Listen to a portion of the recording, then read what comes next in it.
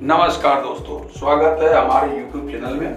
दोस्तों, बहुत दुख के साथ यह कहना पड़ रहा है कि फेमस यूट्यूबर मालती चौहान ने फंदे से लटक कर जान दे दी। मालती चौहान के YouTube चैनल पर तकरीबन 6 मिलियन से ज़्यादा सब्सक्राइबर थे।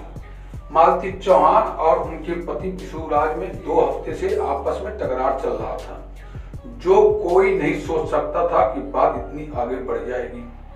मालती चौहान ने सुसाइड के एक दिन पहले अपने ससुराल आई और रात में फंदे से लटकी पड़ी। मालती के पिता का ये आरोप है कि मालती चौहान को विशुराज ने ही मारा है और मालती के असली गुनाहगार विशुराज ही हैं।